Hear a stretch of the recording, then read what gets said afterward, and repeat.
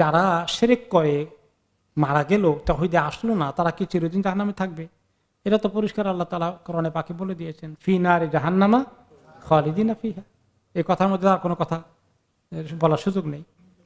আর যারা অজান্তে শিরক করলো, অজান্তে শিরক করা, তো এখানে আল্লাহ জিজ্ঞেস করবেন তুমি যে শিরক করা যায় এটা পাইলা কোথায়?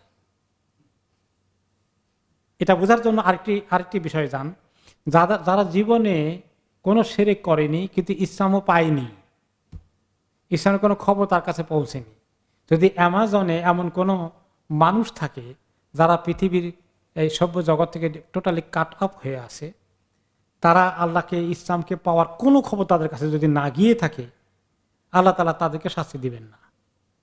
ওমা কুন্না মুআযযিবিনা হাত্তা নাবআসা রাসূলা, রাসূল না পাঠানো পর্যন্ত, রাসূলের খবর কোনো জায়গায় না পৌঁছলে আমি তাদেরকে আযাব দেব না। কিন্তু সে যে শিরক করে তাহলে আটক হয়ে যাবে। তা আল্লাহ বলবেন আল্লাহকে তো চেনো নাই, ভালো কথা, তোমার কাছে খবর যায় নাই, এইটা যে তোমার মাবুদ, এটা তুমি কেমনে খবর পাইলা, কি প্রমাণ ছিল তোমার কাছে?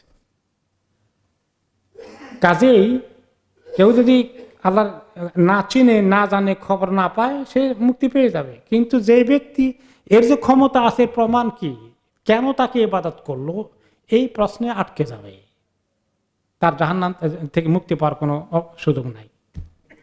সুন্দর কথা বলেছেন যে এরকম বড় মাজার যে সমস্ত জায়গাতে শাহজালাল মাজার বা এই জাতীয় মাজারগুলো আছে, তো আজকের আয়াতে যা বোঝা গেল, যেগুলোর কাছে তারা ইবাদত করছে সবগুলোকে আল্লাহ উঠাবেন। এই ইবাদত করার অর্থ কি? প্রথমত কেউ সিজদা করে, কেউ তাওয়াফ করে, কেউ চায় তার মকসুদ হাসিল হবে, মানত করে, নজর করে, এগুলো কার জন্য করা লাগে? আল্লাহর জন্য। আমাকে দিতে পারবেন কে? আল্লাহ। আমাকে এই কোন বড় মাজারওয়ালা কিছু দিতে পারবেন? তার কোনো ক্ষমতা আছে দেওয়ার জন্য? না। তার শান যদি বড় থাকে আল্লাহর কাছে, তিনি উঁচু আসনে চলে যাবেন আল্লাহর কাছে। কিন্তু মৃত্যুর পরে তাকে আমাদের কাজের খবরদারি করার জন্য কোনো দায়িত্ব আল্লাহ তাআলা দেননি। ওনার কারণে বিমানের অ্যাক্সিডেন্ট নাকি হয় না। এই সমস্ত অন্যায় কথা যেগুলো থেকে উনি সম্পূর্ণ মুক্ত। তো কাজেই ওনাদের মতো লোকদেরকে মঈনুদ্দিন চিশতি সবাইকে নিয়ে আসবেন, যারা তাদের কাছে গিয়েছিল যে আমাদের হাজতের জন্য আসছিলাম আপনার কাছে।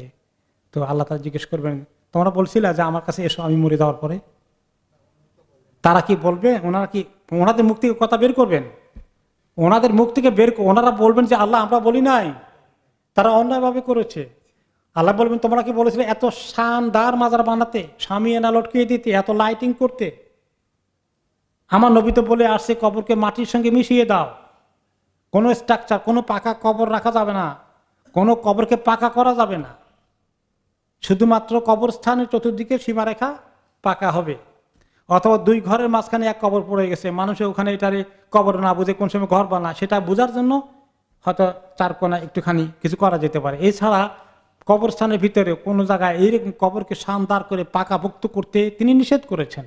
আলী রাদিয়াল্লাহু আনহুকে ইয়েমেনে পাঠিয়েছেন, যত পাকা কবর আছে সবগুলোকে গুনাহ করে দিয়ে আসো।